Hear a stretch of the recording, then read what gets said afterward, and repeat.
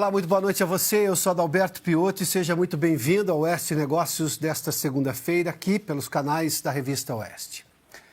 O Brasil que dá certo porque trabalha deu as costas ao governo Lula porque não tem tempo para o erro e o populismo barato que, desesperado, recorreu mais uma vez ao aumento do IOF para continuar gastando mais do que arrecada.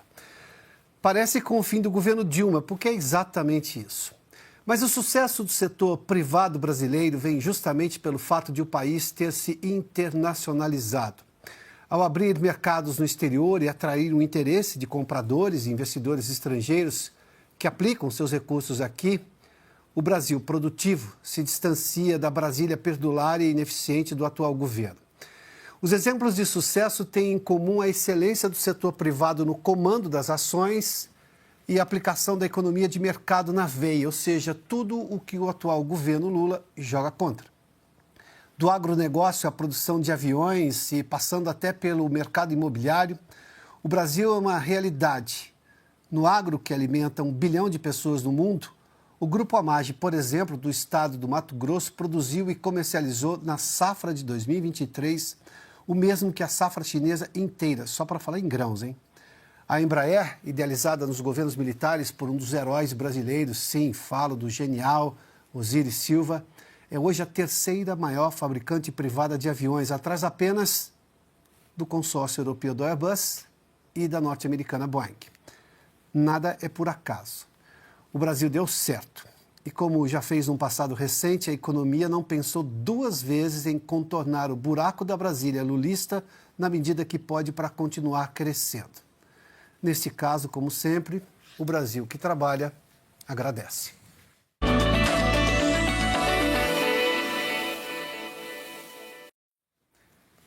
Na edição de Oeste Negócios desta semana, eu recebo os diretores da construtora São Benedito, Amir Maluf e Gilson Porto. Fundada no ano de 1983, a empresa se destaca no ramo imobiliário da região centro-oeste do país, com um portfólio de mais de 1,5 milhão de metros quadrados construídos e entregues. Somente para 2025, a expectativa da São Benedito é ultrapassar a marca de R$1 bilhão de valor geral de vendas. Amir e Gilson, sejam muito bem-vindos. Muito obrigado pela companhia, por nos atender nosso convite. Obrigado. Eu vou fazer a primeira pergunta e eu sei que você já esperava essa pergunta, porque é uma pergunta que eu creio o Brasil quer entender melhor.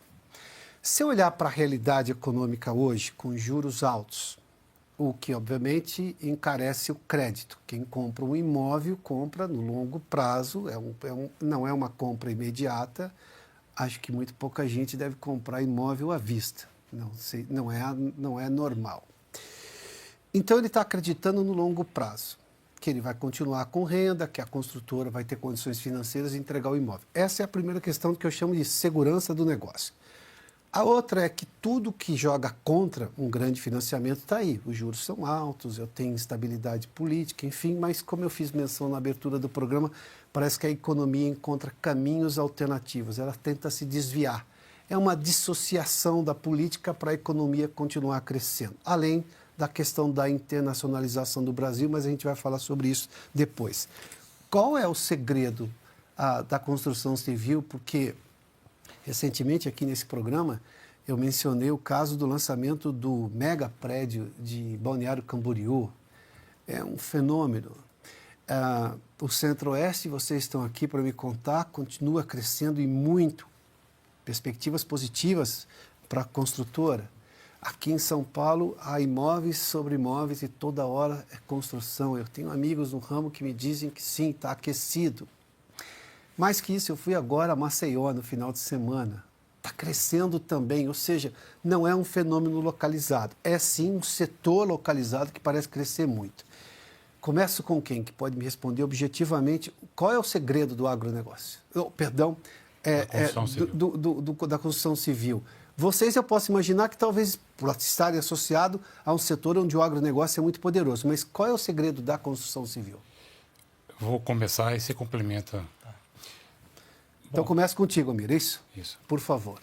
Bom, primeiro que hoje o imóvel é considerado uma fortaleza, é um seguro, né? É um investimento seguro. Então, a economia pode estar ruim ou estar boa, independente da moradia, necessidade de moradia, os investidores buscam investimentos concretos, né? Isso fortalece muito e deixa o crédito um pouco mais barato. A gente fala que a taxa de crédito imobiliário é a mais baixa que tem, né? Então, quando a economia não está muito boa, ela difere um pouquinho, mas não impacta tanto para a pessoa que for fazer algumas parcelas, financiar, a parcela dela não vai impactar tanto se fosse uma taxa alta ou baixa, né? Eu acredito que o principal segredo é crédito fácil, né? Imóvel seguro, investimento seguro. Há décadas a gente acredita que é o melhor investimento hoje em imóveis. Né? Você compra, está lá, ele vai valorizar para moradia ou não, para investimento ou não. Difere eu falo que é o termômetro da economia, é a construção civil, a imobiliária. Eu acredito que,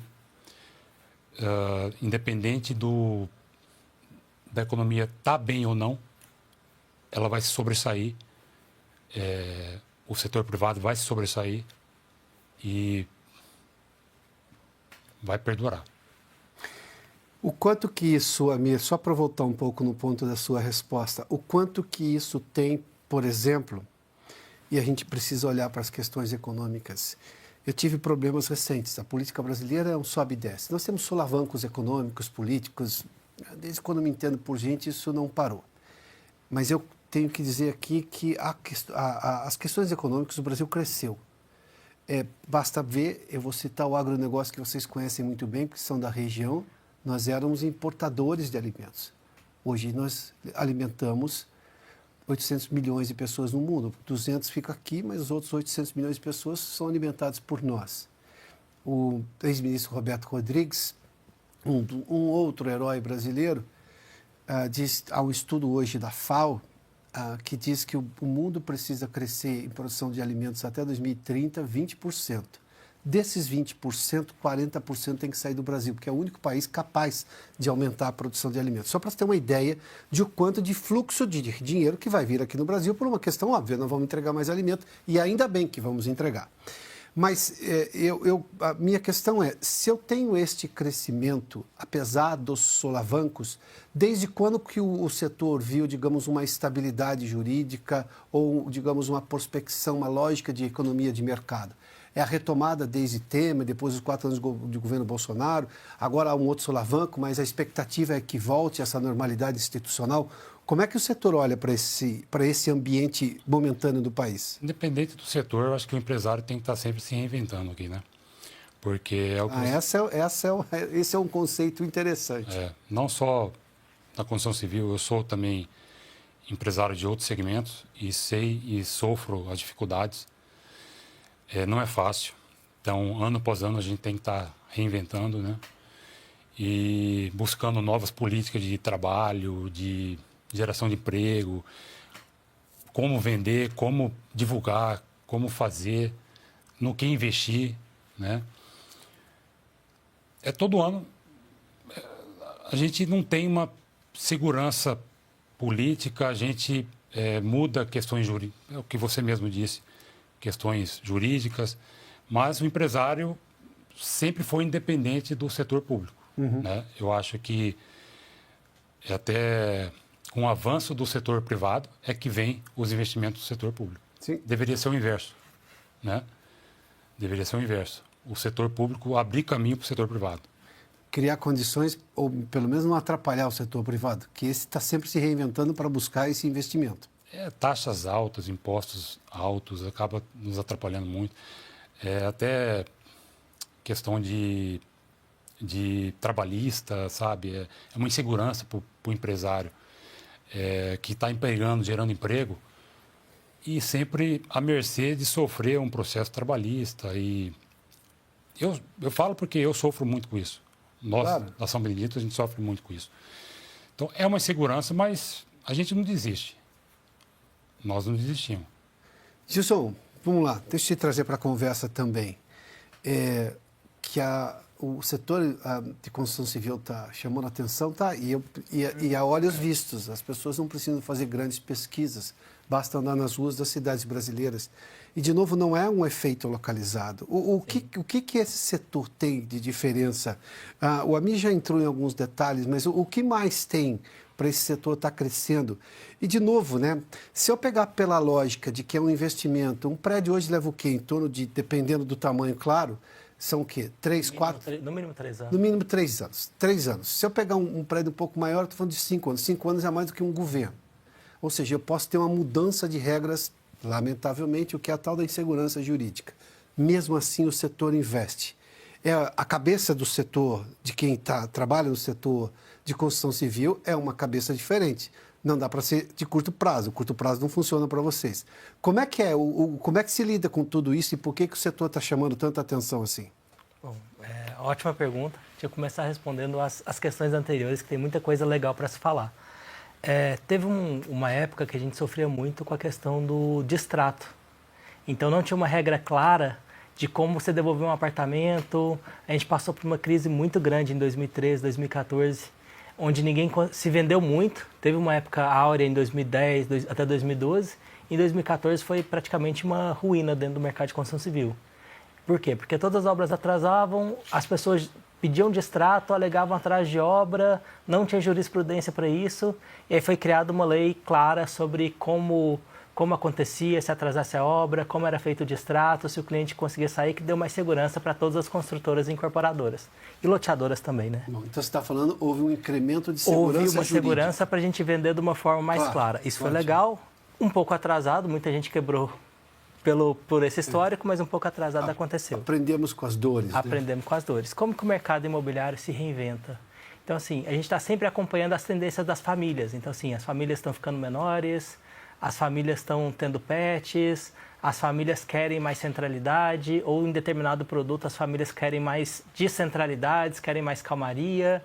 Então, assim, o mercado imobiliário ouve muito o mercado e se adapta ao que as famílias pedem. Então, assim, a nossa função é entender e ser assertivo, porque, como você disse, os nossos ciclos demoram entre 3 e 5, às vezes 6, no caso do Senatal, acho que são 10 anos de obra. 10 anos. Como que você vai acertar o que a família quer na sua data de entrega, se você não fizer uma pesquisa muito bem feita no lançamento que acontece 5 anos antes? Como você fala? Inseguranças de mercado, inseguranças governamentais, Selic está baixa, o foco está crédito, todo mundo comprando médio alto. O juro subiu o incentivo econômico, aquela classe da população que às vezes estava no médio alto, ele volta para o Minha Casa Minha Vida. E aí surge o incentivo do Minha Casa Minha Vida, que faz uns juros, volta uma taxa para cá, para lá. Então, assim, por ano, são pelo menos 2, 3 mudanças significativas no processo da incorporação, no processo do mercado imobiliário. O que a gente faz? Pesquisa, a gente tem que ser muito assertivo com as famílias, a gente tem que sempre tentar diminuir as barreiras de entrada. Então, assim, entender o que as pessoas querem, diminuir, facilitar a forma delas entrarem nesse negócio, com além do distrato, obviamente elas não vão querer sair, ficou mais claro para elas não saírem, e claro, tendo a fortaleza que o Amir fala. As pessoas entendem que os imóveis são seguros, são fontes seguras, são fontes de renda Selic vai a 2, vai a 15, vai a 17, o imóvel rende tranquilamente 8, 10% ao ano, com liquidez, é palpável, né? É uma coisa palpável, claro. É uma coisa você usa, seu filho usa, tem uma forma sucessória clara, apesar de um pouco cara, mas assim, tem uma forma sucessória clara. Então, assim, a gente vai estudando o mercado e adaptando o mercado e adaptando nossos produtos para vencer. Óbvio, por que hoje está em alta? Assim, vários mercados estão muito... Assim, as coisas estão acontecendo, os produtos estão mudando de tamanho. As famílias estão aumentando, a quantidade de famílias está aumentando, as pessoas não param. Tem vários estudos que falam que as cidades duplicam de tamanho a cada 50 anos. Então, em toda cidade sempre vai ter um déficit habitacional grande. Então, o Brasil, em várias cidades, tem um déficit habitacional grande. Na nossa cidade, Cuiabá, é uma cidade que tem um potencial de desenvolvimento gigantesco. Então, assim, é uma cidade com pouca verticalização, que é a verticalização recente. A gente vai mostrar alguns prédios de maquete de vocês já. Você é responsável pela área de produto. Sou diretor de Então, deixa eu entrar. Você fez menção assim, a me adaptar, ou se adaptarem ao que as famílias pedem. Uhum. E isso, obviamente, muda com o tempo. Eu me lembro que uma vez fui visitar um imóvel em construção e a vendedora me disse assim, olha, a cozinha aqui só cabe um fogão de... Estou falando de um caso real, tá? Uhum. Um fogão de 4 bocas, porque ninguém mais cozinha, todo mundo come fora de casa. Ela errou o cliente, porque eu cozinho, isso é muito importante para mim. Mas eu entendi que parecia ser uma média de consumo. Uhum. Que depois vieram todos esses canais de gastronomia, eu acho que mudou tudo. A pandemia fez as pessoas cozinharem. Ou seja, então, quer dizer, cozinha não virou mais um cômodo menor ou de menor importância. Como é que mudou esse conceito? Porque nós estamos falando de imóveis que as pessoas não só investem seus recursos, mas porque elas estão pretendendo ficar lá por muito tempo. Uhum.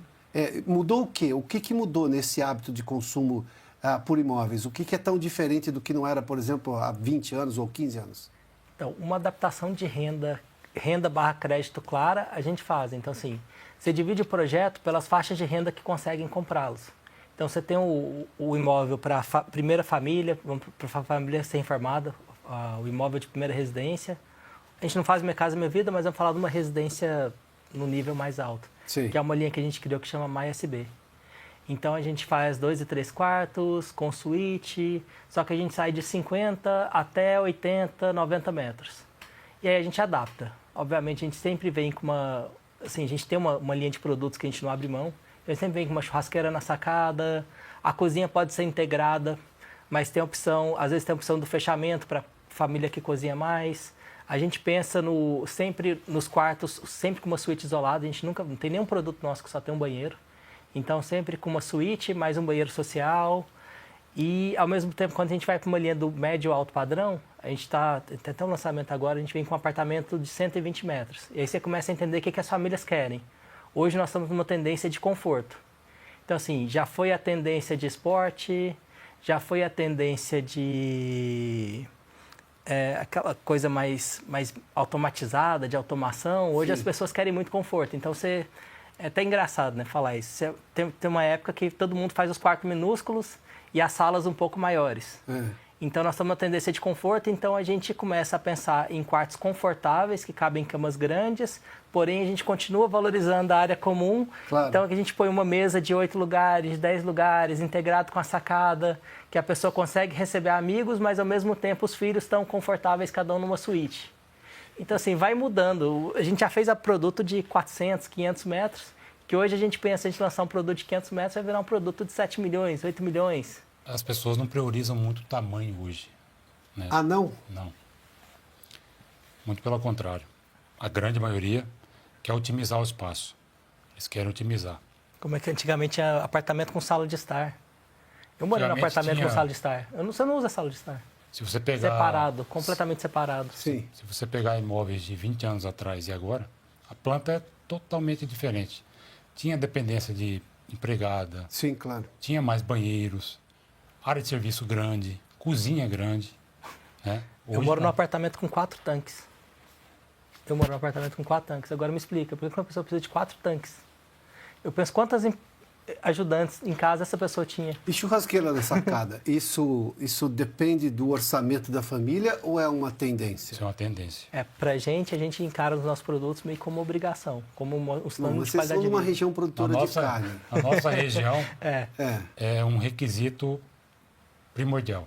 Porque uma coisa que me chamou a atenção, a primeira vez que fui a Buenos Aires, estou falando da Argentina, um produtor de carne histórico, tradicional, os apartamentos todos tinham churrasqueira. Estou falando de apartamentos muito antigos, no centro de Buenos Aires, e tinha uma sacada e tinha uma churrasqueira, o que não era comum. Estou falando da primeira vez que fui a Buenos Aires, estou falando de décadas atrás, não foi ontem nem antes de ontem. E aqui no Brasil era um negócio ainda incipiente. Engraçado, que exatamente. Eu acho que começou, pelo menos na nossa região, os nossos produtos começaram 20 anos atrás. Eu vou falar, Goiânia e Brasília começou depois disso. Porque assim, o sistema de exaustão era difícil de fazer, porque você tem que usar uma exaustão mecânica, ela é barulhenta, ela gasta a área privativa, que seria uma área de vassoura que o cliente paga para fazer um duto. Então, assim, obviamente, como você falou da internacionalização, né, da tecnologia, isso ajuda muito. Ajudou muito a gente a conseguir fazer prédios mais eficientes, perder menos área para fazer uma churrasqueira. Um prédio menor, mas caber uma churrasqueira, é isso? Hoje a gente tem churrasqueira em apartamento de 50 metros. Um apartamento de 50 metros? E é boa, carvão, bacaninha. Ah, de carvão, nada de Carvão, coisa né? elétrica, nada, porque isso também não funciona muito no Brasil. Então, tem muita gente que usa, eu confesso que eu gosto, acho até algumas opções. Mas isso quando está dentro da cozinha, eu suponho, né? Quando o sujeito tem lá uma grelha na cozinha. Mas se tiver na área Não, de na fora... sacada é melhor por causa da... Não tem jeito. Por mais que a exaustão seja eficiente, nunca é 100%, né? Claro. Nunca é 100%. E o a gás também dá fumaça. E quando você fala assim, eu estou mudando esse perfil do cliente, e isso ocorre a períodos, por exemplo, de cada 10 em 10 anos, cada 5 em 5, como é que é essa mudança de hábito do cliente? Porque o setor, a indústria automotiva também diz a mesma coisa, Tô tá? pensando aqui. Só que o prazo é um pouco maior. O Brasil já teve o sonho de ter sedã. Já de muitos anos para cá, o sonho é SUV. Esse é o carro da família. As mulheres querem SUV. E o gosto de mulher por carro é incrível. Não é que condena a indústria automotiva a ser de um jeito, é que ela influencia muito na compra, sobretudo no primeiro carro. Se tiver 2 carros, bom, aí cada um, obviamente, vai escolher um modelo. Mas se é um carro só, como é a imensa maioria dos brasileiros, eu preciso encontrar SUV para todo preço. Claro que eu tenho SUV de R$500 mil, mais caro que isso, mas eu tenho que ter um SUV de entrada. E a indústria automotiva se preparou. Mas há mudanças também. Eles estão tentando imaginar qual será o novo gosto do consumidor aqui no Brasil. No mercado imobiliário muda quando? De quanto em quanto essa mudança de hábito ou de perspectiva do que deve ser um imóvel ideal? Pelo histórico, a gente vem vendo mudança a cada 5 anos. 5 anos? De 5 em 5 anos. A gente faz frequentemente pesquisas antes de lançar qualquer produto, né? E a gente vê as demandas mudando ao longo dos anos. A média é 5 a 6 anos. Nós estamos falando de mudanças grandes, né? Obviamente, a cada produto, você já tem uma linha, você já tem uma coisa que chama atenção. Hoje, é o que eu te falei, a pegada é conforto, passa um mês, assim, as varandas mudam, você para de ter varanda, começa a ter balcão. Aí você para de ter pele de vidro, começa a jogar para dentro. Qual a diferença de varanda para balcão? Só para eu entender. Basicamente a largura. A largura. E a questão, quando você põe a caixilharia para fora, o vidro para fora, ele fica num custo mais elevado e você tem a vista, assim, a vista horizontal, na vertical fica melhor. Quando você põe a varanda balcão, você recua um pouco, você diminui o custo, mas você continua tendo aquela mesma amplitude nos seus ambientes. Voltando à questão dos negócios, em que pese o fato de se ter uma legislação mais específica em relação ao distrato, que vocês disseram era problemática lá atrás e hoje pelo menos há um regramento mais previsível, e previsibilidade é tudo em negócio, imagina só num imóvel que vai levar 5 anos para ficar pronto. Pelo momento econômico, tem havido muita desistência no meio, por razões, ou mesmo que o sujeito perca o investimento, mas tem havido muito, Amir. Qual é a situação hoje? Via de regra, sempre segue um mesmo percentual, só que a gente percebe mais distrato na entrega do imóvel. Quando vem a ter que quitar o imóvel ou fazer o financiamento bancário, Sim. Às vezes a pessoa não consegue financiar ou já não tem todo o dinheiro para quitar o imóvel. Aí acaba tendo o distrato. Mas o percentual ele segue sempre na mesma linha. Não há tanta mudança assim de época ruim ou época boa, sabe? Porque, como eu falei no início, o crédito imobiliário ele é facilitado. Lógico, não é... Tem os requisitos, né? Sim. Mas quando chega no final, na entrega, a gente vê mais esse problema. Mas é um percentual, não sei dizer exatamente qual é esse percentual, mas não muda muito, não difere tanto. Na verdade, o nosso é abaixo do mercado. Abaixo do mercado. Como a gente trabalha no médio alto, o nosso é abaixo do mercado e nós temos uma linha de crédito bancária muito boa. Quando você vai para construtoras que às vezes não conseguem um limite, uma linha bancária boa para oferecer para os seus clientes, quando você não tem o recurso alocado via um financiamento imobiliário, esse distrato chega a 40%, 50%. Essa época que eu te falei, de 2014, eu cheguei a vender um produto 100% em 2010, eu tive 70% de distrato. 70%? Isso em Brasília, 70% de distrato. E que padrão era esse apartamento? Era um perfil de investidor, unidades de 1 quarto, com foco em revenda e aluguel. Aí, como não tinha lei de distrato clara, teve um atraso de obra relevante, as pessoas aproveitaram para distratar e cobrar lucros cessantes. E o que é a regra hoje? Porque, claro, eu já ia lhes fazer a pergunta, faço agora. Quando a gente vê quem não é do setor, e vê essa construção enorme, o mercado imobiliário aquecido, ou seja, com prédios sendo construídos, a pergunta que você faz é, mas tem tanto comprador para isso? É uma pergunta de quem está fora do mercado. Mas o Gilson tinha me dito pouco antes aqui... déficit habitacional é grande. É que você também tem déficit habitacional. Ou seja, também, se eu juntar as duas informações, talvez eu chegue à mesma conclusão de que não, vamos construir mais prédio porque eu tenho um déficit habitacional.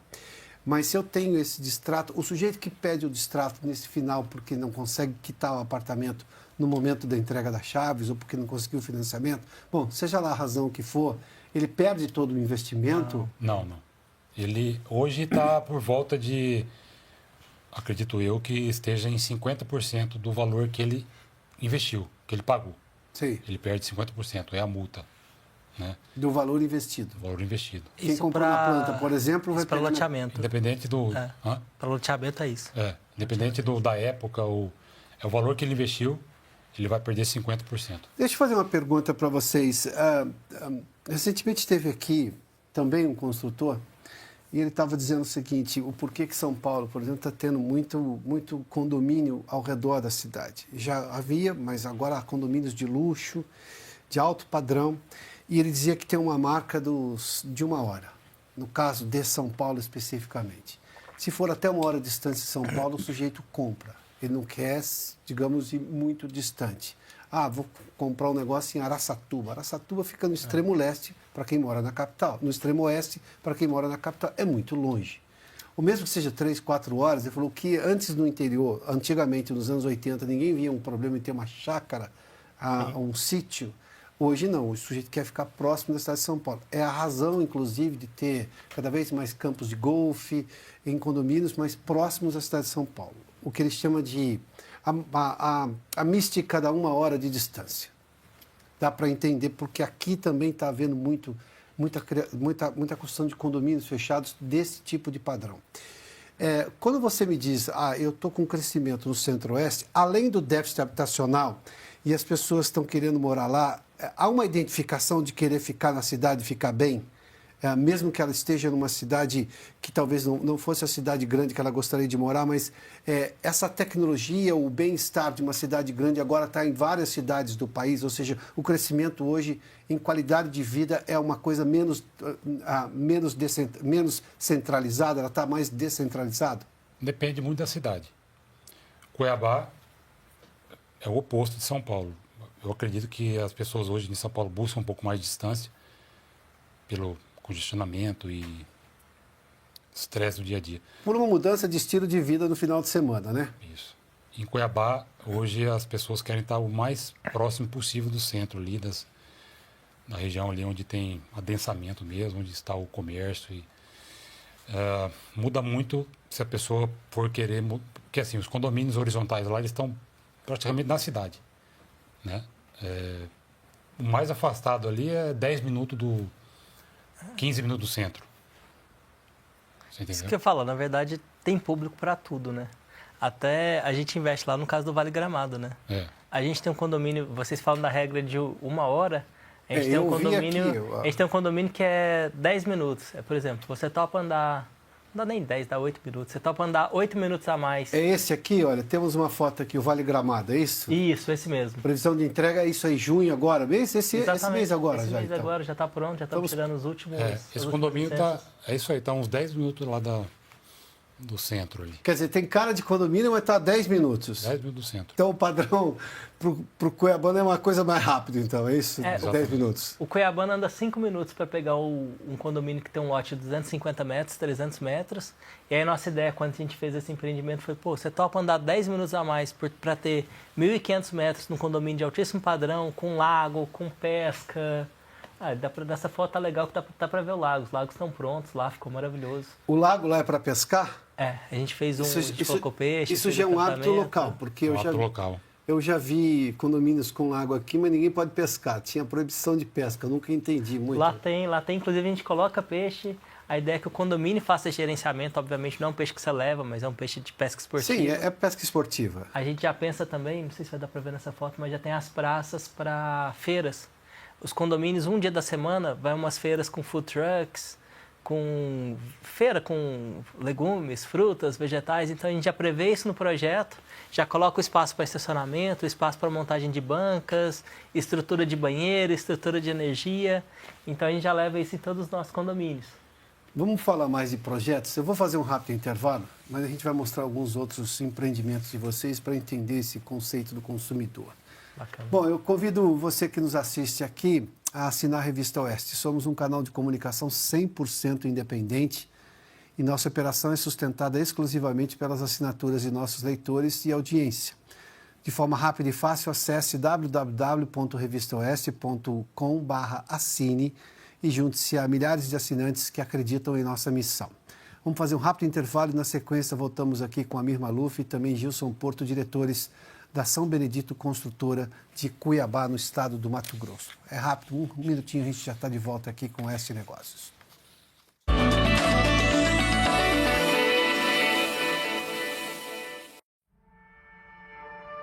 O campo sustenta o Brasil, mas quem dá voz ao campo? Na Revista Oeste, o agronegócio não é pauta de ocasião, é prioridade. Informação que respeita quem produz, conteúdo que chega onde o agro acontece. Assine a Oeste por R$ 1,15 por dia e você fortalece o jornalismo que entende a força do campo. Acesse revistaoeste.com/assine.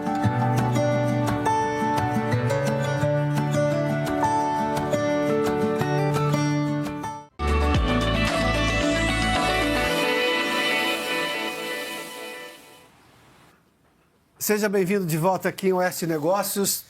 E a partir de hoje, toda segunda-feira, a gente também vai mostrar um caso de empresa de sucesso no país, além, obviamente, dos que nós conversamos aqui ao vivo. Esse é o Brasil que dá certo. E já que estamos falando de Mato Grosso e investimentos, vou mencionar mais um caso, esse de extremo sucesso do agronegócio brasileiro. E dessa vez me refiro especificamente ao grupo Amage, da família Maggi, que saiu do Paraná para fazer história no Centro-Oeste. Em 2023, olha, tem o logo da empresa. Ela comercializou quase 20 milhões de toneladas de grãos. Para você ter uma ideia, isso equivale a praticamente toda a safra chinesa de grãos, de soja especificamente, que é a quarta maior do planeta. O Brasil é o maior produtor de soja, você sabe. Em comparação com a Índia, outro grande produtor, as negociações da Maggi representaram quase 2 vezes mais, uma vez que os indianos produziram 12 milhões de toneladas de soja em 2023. Ou seja, só para você ter uma ideia da parte do Brasil que não desiste e que insiste, por isso dá muito certo. Há um conceito de o que é exatamente um país que deu certo. Um país que deu certo na concepção muito mais clara é aquele que tem soluções internas para resolver os problemas que tem. Quando você não precisa recorrer ao mundo externo. É o caso brasileiro. Se você tem problemas, basta aplicar a solução que você aplicou em outro lugar e funciona do mesmo jeito. Bom, a gente vai sempre às segundas-feiras mostrar exemplos aqui. Tem o caso da Embraer, por exemplo, que é a terceira maior produtora, a fabricante de aviões, e que recebeu pedidos gigantescos só no primeiro trimestre deste ano. Isso é também investimento no Brasil. É o interessante do Brasil que chama a atenção do investidor estrangeiro. Bom, para mais informações, eu também quero te convidar a seguir o perfil do programa no Instagram. Procure por @oeste.negócios e acompanhe tudo o que acontece no mundo da economia, de notícias ao fechamento do mercado financeiro. Além, é claro, de tudo que a gente produz aqui todas as segundas-feiras nas entrevistas especiais. Siga @oeste.negócios. Bom, vamos voltar aqui a essa conversa. O Gabi, me traz aqui mais um dos imóveis aqui, um dos empreendimentos, perdão, para a gente mostrar. Tá, esse aqui qual que é? Agora? Raízes. Esse é em Sinop, a terra do agronegócio, podemos chamar assim, não é isso? É. A terra da soja. A previsão de entrega, esse para agosto de 2029, no final da década aqui. Isso aqui é de alto padrão já, né? Alto padrão. Qual o tamanho desse imóvel normalmente? Eu imagino que deve ter coberturas com tamanho maior também, é isso? A partir de 192 metros. 192 metros. Até 700 metros. Tá, essa foto que nós estamos vendo é o centro da cidade, eu suponho uma região mais central. Exato.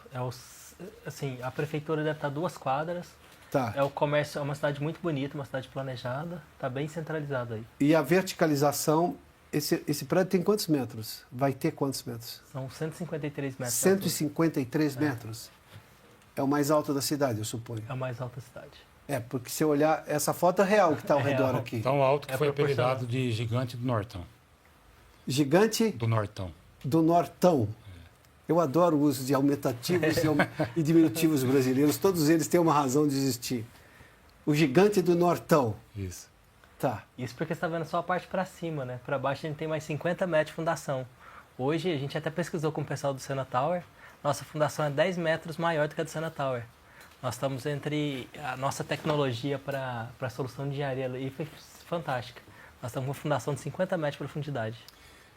E por que é uma questão geológica? É uma questão geológica, é. Terreno desfavorável. Você vê que o solo é muito bom para plantar, porque é um solo mais antigo, é um solo macio. É um solo macio muito bom para plantação, mas para fundação não é tão bom assim, não tem rocha. E e não é o caso, por exemplo, de Balneário Camboriú, onde eles encontraram rocha mais Lá rápido. tem rocha a 40 metros, 30, 40 metros.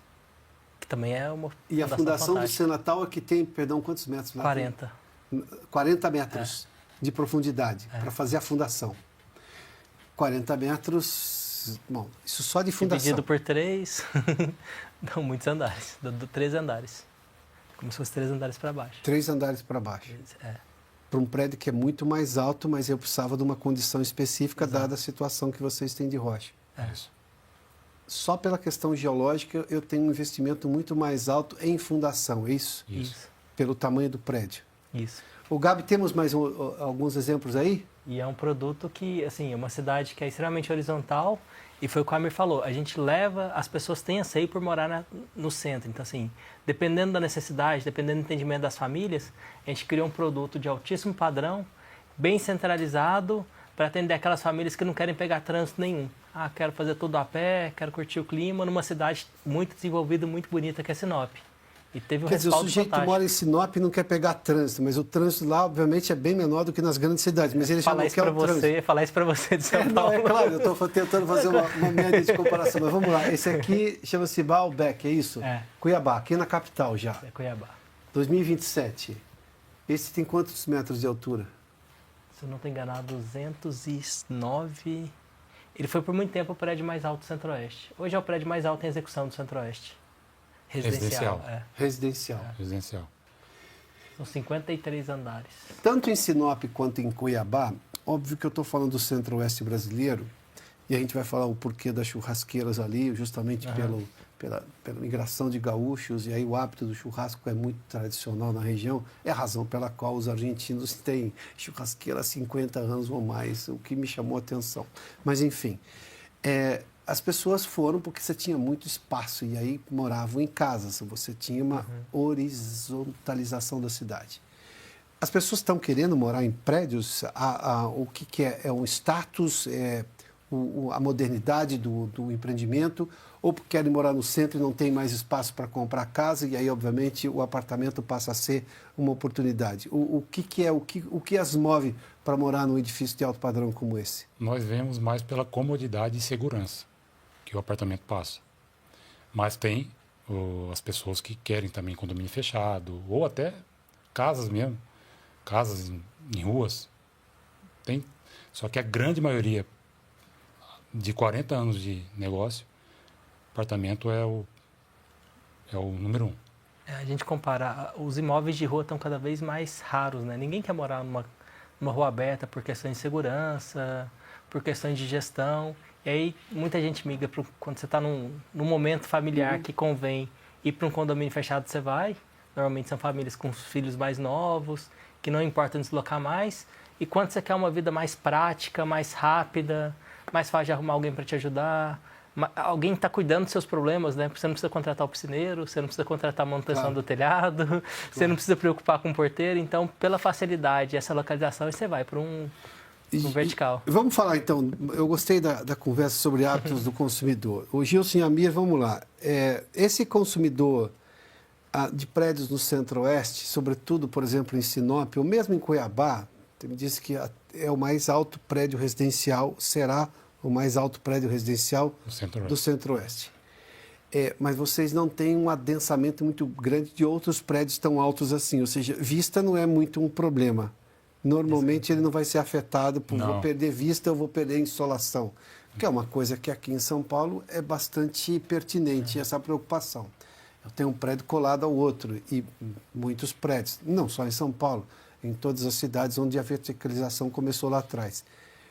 Alguém chega lá e fala o seguinte, mas eu vou ter sol para sempre, eu vou ter essa vista para sempre, ou ninguém faz essa pergunta? Porque não é um problema... Muita gente faz. Deixa eu explicar isso no caso do Baalbek, que isso entra na construção do produto. Edifício. Isso, nesse último edifício.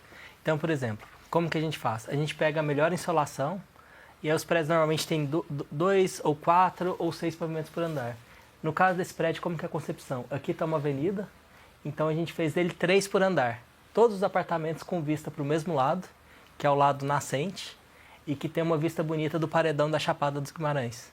Então, obviamente, nessa altura, você dá para ver umas montanhas no fundo. Mas para frente você vê o paredão. Então, beleza, você pôs para a avenida, como é que você vai fazer com barulho?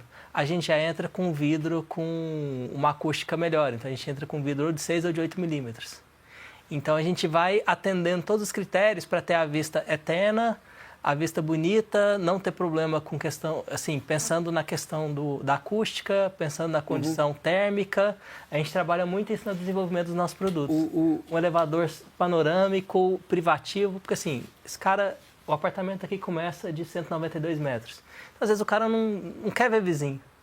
Ele não quer ter contato com o vizinho, às vezes está cansado, às vezes ele quer aproveitar. Todos os apartamentos têm elevadores privativos com senha. Então ele já sobe para o apartamento dele, já entra direto, não precisa nem ter porta no apartamento. Ele já sobe, só entra se tiver a senha, ninguém acessa o apartamento dele. E aí tem um elevador de serviço que serve as outras 3 prumadas. Qual é a tecnologia que hoje mais chama atenção e convence o cliente quando ele está ali vendo o projeto e aquilo realmente é arrebatador? Algumas coisas são óbvias. A localização, ele já foi lá porque ele gostou.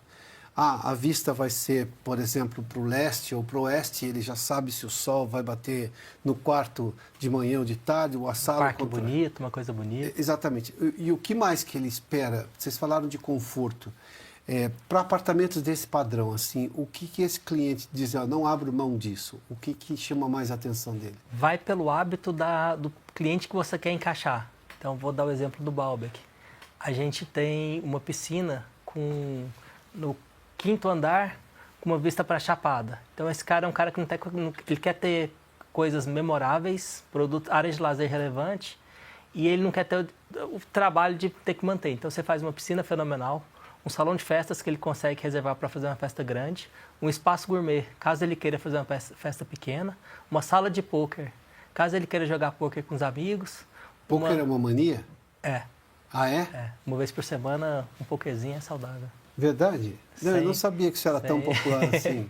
Não, tem as turmas de jogo, pôquer, truco, cacheta. E isso é uma coisa mais do Centro-Oeste ou é uma coisa nacional, a história do Eu acredito que seja nacional. Mas lá é muito forte. A nossa região é forte. Lá é forte. É forte, principalmente em Cuiabá.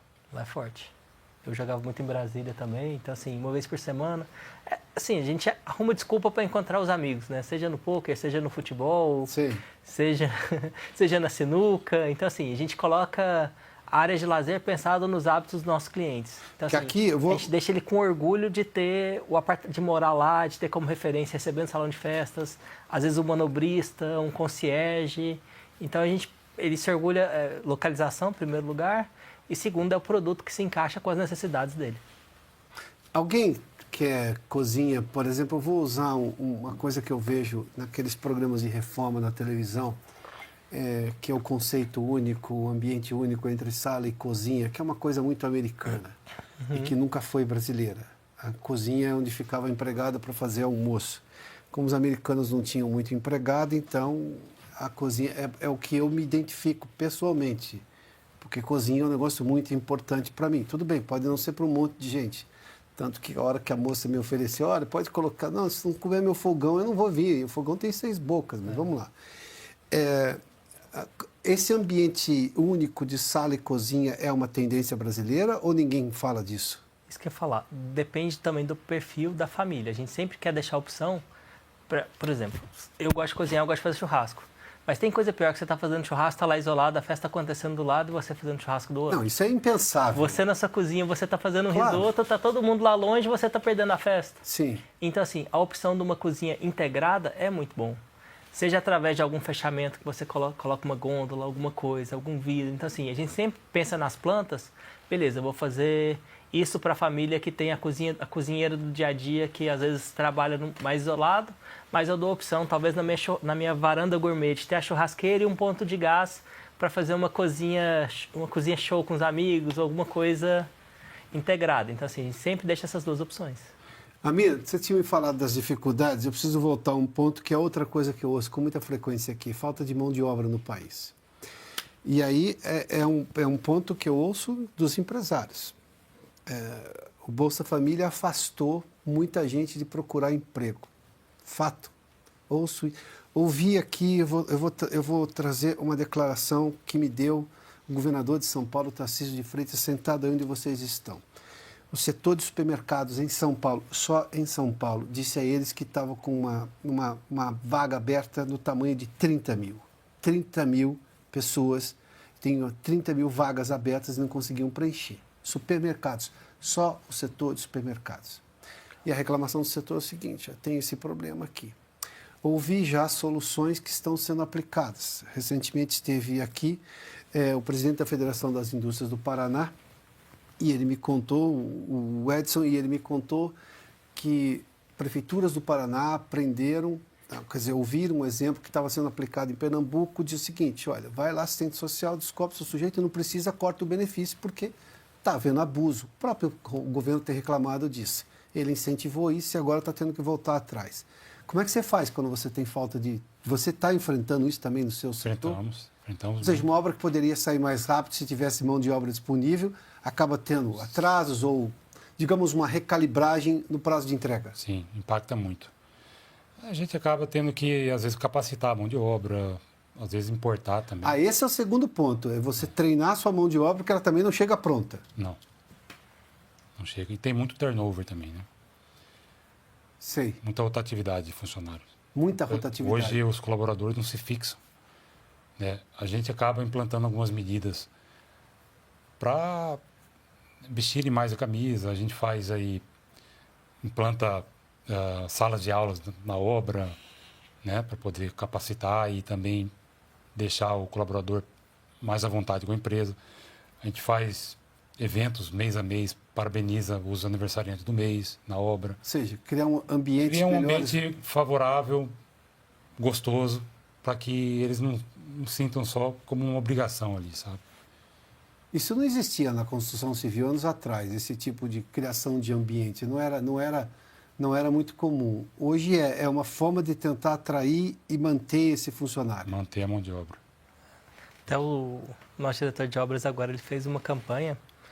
Qualquer funcionário que indicar um amigo para ir trabalhar na obra, ele ganha R$100. Então, assim, a concorrência está tão difícil arrumar mão de obra que a gente está colocando... Empresa de RH já não alcança, a gente está pagando para as pessoas indicarem amigos deles para trabalharem juntos. Isso na construção civil, mas você tem atuação em outros mercados também. Segue da mesma maneira. E que outros mercados você atua? Eu atuo no ramo de academia, nós temos também agropecuária e setor de energia. E em todos eles você enfrenta a escassez de mão de A obra? escassez é mais na construção e no ramo de academias, onde exige uma maior quantidade de funcionários e tipos de mão de obras especializadas, sabe? Quando você falou treinar o pessoal, durante muitos anos as técnicas de construção elas eram, pelo que eu sei e eu vi isso, obviamente, especialistas, elas demoravam muito a mudar. O processo não tinha muita inovação. Hoje eu vejo cada prédio que chega, até pela exigência, como vocês disseram, do consumidor, desse comprador, você tem que criar coisas novas e são tecnologias novas. Ou seja, o treinamento é constante, ou o retreinamento é constante. Essa mão de obra está preparada ou sempre, na maioria, tem que ser treinada para esses novos materiais de construção ou acabamentos mais sofisticados ou acabamentos que são não necessariamente sofisticados, mas que exigem um treinamento específico para a aplicação? Eu vejo qualquer tipo de mão de obra, em especial a construção civil, o aprendizado é contínuo. É contínuo. muda acabamento, muda tipo de produto, tecnologia diferente, né? Isso tem que ser uma capacitação contínua. Até nós estamos nos organizando, porque assim, a gente quer expandir para outras cidades. Então, como que você expande com esse déficit de mão de obra, ainda mais brigando com agro, que também é muito forte, né? Que também demanda muito. Sim. Então, a gente está pensando em novas metodologias construtivas. Então, fazer um produto 100% com parede de concreto, mais rápido, mais fácil, mão de obra menos pessoas especializadas, né? Você consegue ter 1 ou 2 que conseguem montar e o resto é mais braçal. Então, assim, a gente sempre pensa a gente já tem esse projeto pronto, a gente sempre pensa em novas tecnologias para vencer e continuar produzindo, continuar trabalhando e expandir o nosso negócio. Ou seja, pela escassez de mão de obra, eu tenho que criar soluções tecnológicas para depender menos de uma mão de obra preparada, porque isso é escasso. Infelizmente. Porque a exigência do consumidor não vai mudar, só vai aumentar, é isso? Só vai aumentar e a gente quer expandir, a gente quer buscar novas cidades. Você viu o prédio de Sinop. Sinop é uma cidade que não tem cultura de verticalização. Então, eu vou ter uma estrutura robusta numa cidade que não é acostumada a fazer prédio alto. O que eu vou ter? Vou ter que trazer gente de fora. A partir da hora que eu consigo uma tecnologia mais fácil de executar, com menos pessoas, que eu consigo pegar as pessoas da cidade disponíveis, às vezes eu resolvo o meu problema capacitando menos pessoas, eu me adequo melhor. E esse consumidor que está lá no Centro-Oeste, ele... como é que é essa coisa? Eu quero um prédio igualzinho que eu vi em São Paulo, ou igualzinho que eu vi em Balneário. Esse tipo de coisa existe? É muito comum? Porque eu já ouvi isso em relação ao exterior. Ouvi isso de um engenheiro uma vez, falou, olha, eu ouvi tanto da área de produtos dizendo assim, o consumidor era obviamente de alto padrão, todos iam com muita frequência à Flórida, conheciam apartamentos lá e diziam assim, mas eu quero que tenha determinada coisa, que talvez não fosse tão comum. Estou falando de coisa também de 15 anos atrás. Esse tipo, o consumidor do Centro-Oeste, que é exatamente o apartamento que ele poderia comprar num grande centro. Ou isso já não existe mais, a oferta é igual, basta obviamente ver o perfil do produto e tudo vai ser entregue naturalmente. Deixa eu responder usando o exemplo de Sinop. Sinop, a maioria dos nossos, assim, as pessoas lá ou são paranaenses ou são do Rio Grande do Sul. Então, assim, a maioria das pessoas lá tem apartamentos em Camboriú e outras praias do Sul. Eles querem, assim, quando você conhece o que é bom, o que é o auge da tecnologia, você não quer voltar para trás. Claro. Então, assim, a gente Isso sempre... chama-se evolução darwiniana, né? Exatamente. Depois que você está com a costela ereta, por que você vai se rastejar? É Darwin puro, não é? Você não quer dividir, eu citei o exemplo do elevador, você quer ter uma churrasqueira que a fumaça não volta, você quer ter uma cozinha com espaço para tudo, você quer ter um quarto confortável, você quer ter uma esquadria que você abre no controle remoto, você quer ter um salão de festas sensacional. Então, assim, a gente traz tendências, não adianta você querer fazer um produto pior que se produz nos outros lugares do Brasil. Então, assim, os nossos arquitetos são os arquitetos de São Paulo, os nossos projetistas são os projetistas de Camboriú, nossos projetistas técnicos também. Então, assim, as soluções técnicas também são muito parecidas. Então, assim, o desenvolvimento do Brasil anda, assim, todo mundo quer a tecnologia, a qualidade dos produtos dos grandes centros. Isso é cobrado da gente no alto padrão. O fato de ser uma região muito, tanto Cuiabá e Sinop, para usar este exemplo que você deu aí, Gilson, em relação a estar no lugar do Brasil que eu disse que dá certo, é um Brasil que está internacionalizado, eu estou falando do Centro-Oeste. Centro-Oeste é modo de dizer, nós estamos falando do Oeste brasileiro, né? O outro lado é o litoral, que sempre foi mais populoso, mais desenvolvido, pelas razões óbvias da forma como o Brasil foi colonizado. O Centro-Oeste é exatamente a virada disso tudo. E é recente, se a gente pensar nos 500 e poucos anos de história do Brasil, os 525. Eu tenho uma mudança completamente para o Centro-Oeste. E este consumidor é exigente. O fato de estar no Centro-Oeste, onde você tem condições financeiras mais altas, justamente pelo sucesso do agronegócio, eu tenho vendas mais fáceis, eu tenho, digamos, um público que talvez sucumba menos aos problemas políticos e econômicos do país, dado esse fato inicial com que conversamos nossa conversa, dele estar vendendo para o mercado lá fora, ou vendendo um produto que ninguém pode abrir mão hoje, que é comida? Isso é determinante? Deixa eu responder essa, que minha diretoria também cuida da parte comercial. Ou seja, eu tenho um público que tem dinheiro. A pergunta é muito simples. Eu tenho um público que tem dinheiro, e se você for pegar os números de Cuiabá, Goiânia, Campo Grande, Brasília é uma exceção hoje no Centro-Oeste. Brasília está andando para trás. É um mercado que o terreno é muito caro e que as vendas não estão acompanhando, porque basicamente lá só tem funcionalismo público. Então não é uma cidade produtora como as outras capitais do Centro-Oeste. Então exclui Brasília, vamos pensar em Goiânia, Campo Grande e Cuiabá. Realmente o momento do mercado está muito mais favorável do que o restante do Brasil. As pessoas continuam produzindo, continuam tendo um volume financeiro legal. Essa safra aqui tende a ser uma safra recorde. Eu vi um número que acho que é 8% maior do que a segunda maior safra. Então estamos num ano com muita água, com uma chuva boa, os níveis dos rios se normalizaram depois de 4, 5 anos, então assim, está um otimismo legal. A safra do milho agora, está todo mundo falando que a safra do milho vai ser espetacular, está num preço bom, a soja foi ok. Então, assim, está num otimismo bom e esse otimismo reflete em todas as áreas do mercado, né? As pessoas vão investir em imóveis, as pessoas vão ter segurança, as pessoas vão consumir nos lugares que se produzem. E não só facilidade de venda, mas a demanda do Centro-Oeste e de Mato Grosso é muito maior do que as outras regiões. O estado vem crescendo muito rápido. As cidades do interior do estado vêm crescendo muito rápido, a nível estratosférico. Sinop cresceu muito isso que eu ia rápido, falar. Sorriso vem crescendo muito rápido. Não é só um polo, né? Não é só um polo. Ele está mitigado, sabe? São Primavera do Leste, Lucas de Rio Verde, Nova Mutum. Eles vêm crescendo muito Ou rápido. seja, é o estado inteiro que está crescendo. Pelas mesmas razões. Pelas mesmas razões. Porque é uma região geradora de riqueza. Brasília é consumidora de riqueza. Tá? Não vamos resumir as coisas. Fatos são fatos, não são? E nada contra Brasília, mas eu tenho uma região que tem potencial de escalar a sua riqueza. Brasília só vai consumir mais, mas não vai gerar mais. Aliás, gera problemas. Mas eu tenho um lugar... Eu tinha feito menção ao Roberto Rodrigues, essa história, né? O Brasil vai crescer, e o Brasil é o lugar onde pode crescer a produção de alimentos, e produção de alimentos é vital para evitar a guerra. É tão simples assim. Imagina só o tamanho da riqueza que esta região do país tem, porque é de lá que vai sair esse crescimento exponencial de grãos. Sim. Quer dizer, todas as outras regiões têm potencial de crescimento. O Centro-Oeste, o negócio da safrinha de milho é maior do que a safra. Esse ano está maior que a safra. E está se chamando de safrinha. Gabi, quais são os números agora? Você me disse 2025 do 328 milhões de toneladas, é isso? A produção de grãos. Ficaram bravos comigo a última vez que eu falei safrinha. Não existe mais safrinha, são 2 safras boas. Não, tem lugar que Brigaram você planta comigo 3 em vezes Sinop por ano. da última vez que eu falei isso. E ela chamando de safrinha, ela é muito maior. Já faz muitos anos que ela é maior do que a safra.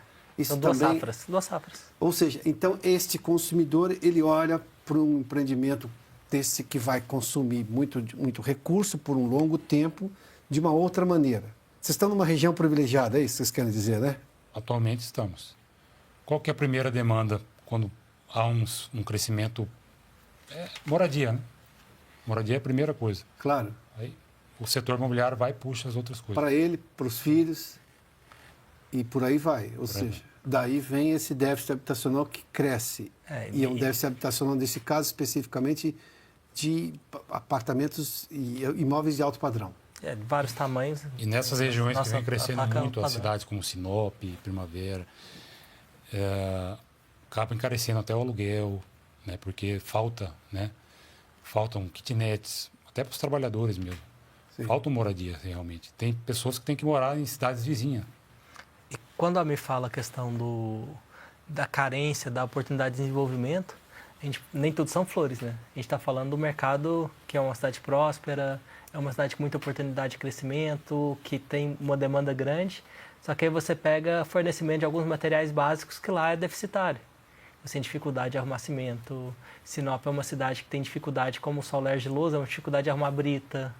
Então, assim, eu pago 50% mais caro no cimento lá do que em outras regiões do Brasil. Vou pegar um gancho aqui, como se estivesse voltando a 57 anos atrás, em Cuiabá, quando foi construído o primeiro prédio.